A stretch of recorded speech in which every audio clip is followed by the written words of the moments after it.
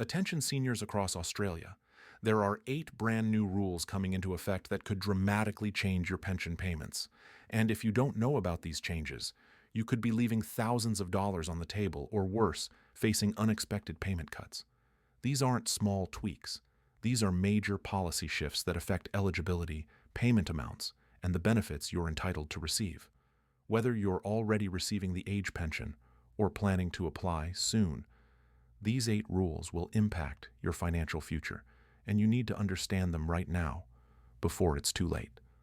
Hello everyone, and welcome back to the channel where we bring you the most important updates for Australian seniors, pensioners, and retirees. Today's video is absolutely critical because we're breaking down 8 new pension rules that the government has recently introduced. Some of these changes will help you get more money, while others might reduce your payments if you're not careful. My goal today is to make sure you understand every single rule so you can take action and protect your pension. Before we dive in, please hit that subscribe button and turn on notifications, because we post daily updates about Centrelink age pension changes and financial benefits for seniors. Your subscription helps us reach more people who need this vital information. Now let's get straight into these 8 new rules that could impact your pension. Rule number 1 is about the asset test threshold changes. The government has adjusted the upper limits for how much you can own in assets before your pension starts reducing or cutting off completely. For homeowners, the new threshold has been raised slightly, which is good news if you have savings or investments. This means you can now hold a bit more wealth without losing your full pension. For non-homeowners, the limits are even higher, because the government recognizes you don't have the security of owning property. Here's what this means in practical terms.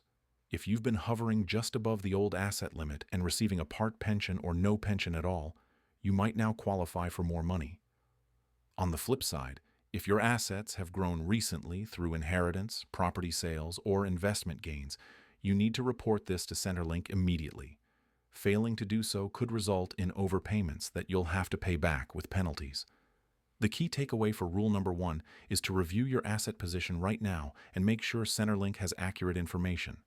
Rule number 2 involves changes to the income test and how earnings affect your pension.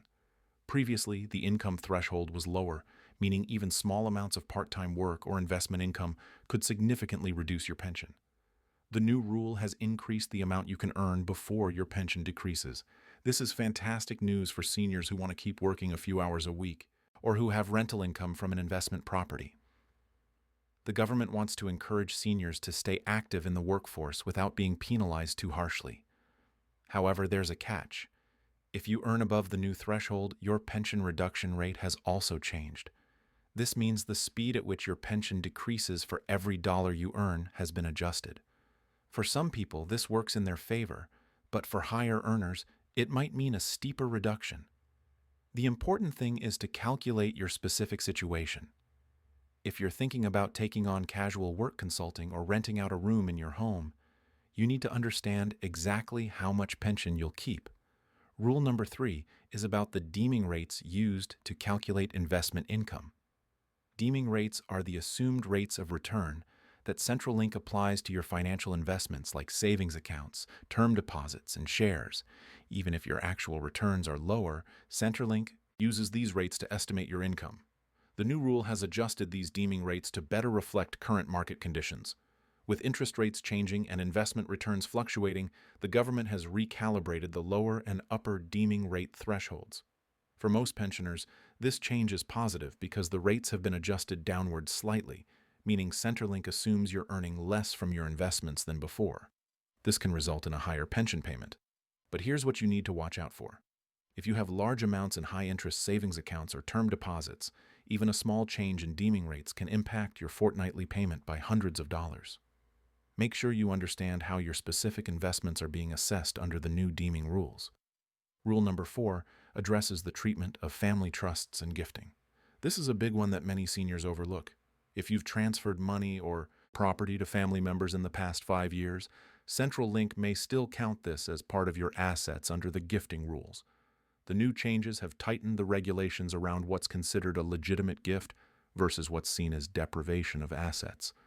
The government is cracking down on people who try to hide wealth by giving it away to qualify for the pension.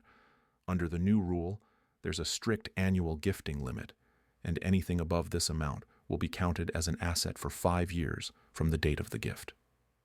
If you've been helping your children with house deposits, paying for grandchildren's education, or transferring property titles, you need to declare this to Centrelink. Not doing so could result in serious penalties, including prosecution for fraud. The message here is clear. Be completely transparent about any financial help you've given to family members. Rule number 5 focuses on the pension work bonus scheme. This is actually positive news for seniors who continue working.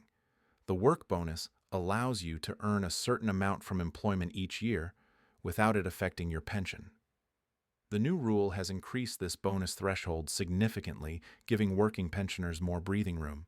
Additionally, the work bonus now carries over unused amounts to the next financial year. So, if you don't use your full bonus one year, it doesn't disappear. This change recognizes that many seniors work seasonally or take on project-based work rather than consistent employment. If you're doing casual shifts, consulting work, or helping out in family businesses, the enhanced work bonus could save you thousands in pension reductions. However, you must report your income correctly and on time. Late reporting can cause payment suspensions and create administrative headaches that take months to resolve. Rule number 6 deals with home ownership and the principal residence exemption. Your family home has always been exempt from the assets test, but the new rule clarifies what actually counts as your principal residence. With more seniors traveling in caravans, living in granny flats, or temporarily relocating to care facilities, there was confusion about whether these living arrangements affected pension eligibility. The new guidelines specify how long you can be away from your home before it's no longer considered your principal residence. They also address situations where you're building a new home, renovating, or selling one property to buy another. If you're planning any housing changes, you must notify Centrelink within the specified time frame. Additionally, if you're renting out part of your home or have adult children living with you who pay board, this income must be declared and could affect your pension under the new rules. Rule number 7 introduces stricter reporting requirements and verification processes. Central is now using advanced data matching technology that automatically checks your reported information against records from banks, the tax office, and other government agencies. The new rule requires more frequent updates of your circumstances and imposes shorter deadlines for reporting changes. If your relationship status changes, if you receive an inheritance, if you start or stop work, or if your living arrangements change, you now have less time to notify Centrelink than before. The government has invested heavily in technology that detects discrepancies, and the system flags accounts for review automatically. This means errors or omissions that might have been overlooked in the past are now being caught. The penalties for non-compliance have also increased. You could face debt recovery, payment suspension, or even criminal charges for deliberate fraud. The best approach is to over-communicate with Centrelink rather than assume something doesn't need to be reported. Rule number 8 is about the aged care. It means testing and how it interacts with your pension. If you or your partner moves into residential aged care, the way your assets and income are assessed changes under the new rules. The government has updated the means testing formulas that determine how much you contribute to your care costs versus what the government subsidizes. This is complex because it involves both your pension assessment and your aged care assessment, and they're calculated differently. The new rule aims to make the system fairer by considering your actual ability to pay rather than using outdated formulas. However, this also means that some seniors will be required to contribute more to their care costs than before, which indirectly affects their available pension income. If you're approaching the age where care might be needed, or if you have a partner already in care, you need professional advice to understand how these changes affect your combined financial situation. The interaction between aged care fees and pension payments can be confusing, and mistakes can be very costly. Now that we've covered all 8 rules, let's talk about what you should do next. First, conduct a complete review of your financial situation, including all assets, income sources, and recent transactions. Make a list of anything that's changed in the past 12 months.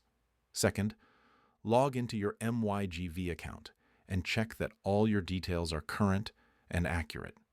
Look at your recorded assets, income, and personal circumstances. If anything is wrong or outdated, update it immediately. Third, if you've been affected by any of these 8 rules, Contact Centrelink or visit a Services Australia office for clarification. Don't guess or assume. Get official confirmation of how the rules apply to your specific situation. Fourth, consider consulting a financial advisor who specializes in age pension and retirement planning. The cost of professional advice is often recovered, many times over, through optimized pension payments and avoided penalties. Fifth, keep detailed records of all communications with Centrelink, all financial transactions, and all changes to your circumstances. If disputes arise later, documentation is your best protection. Finally, stay informed by subscribing to channels like this one that keep you updated on policy changes as they happen. These 8 new rules represent the biggest changes to the Australian pension system in years. Some will help you receive more support, while others require careful attention to avoid losing benefits you're entitled to. The common thread through all of them is the need for accuracy, transparency, and proactive management of your pension. The government is tightening compliance while also expanding support for those who genuinely need it. Your responsibility is to understand the rules and work within them to maximize your entitlements. Remember, the age pension is not just a payment.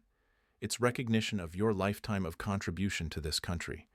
You've worked hard, paid taxes, and built communities. You deserve every cent you're entitled to, but you also have obligations to report honestly and follow the rules.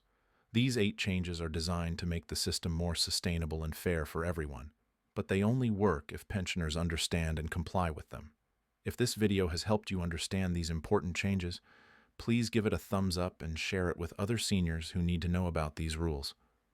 Leave a comment below telling us which of these 8 rules affects you most, or if you have questions about your specific situation.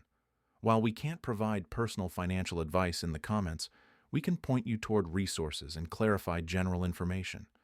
Subscribe to the channel and hit the notification bell so you never miss updates about pension changes, Centrelink news, or financial benefits for Australian seniors.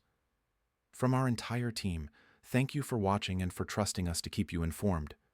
We know these topics can be overwhelming, but we're committed to breaking them down in plain English so you can make confident decisions about your financial future.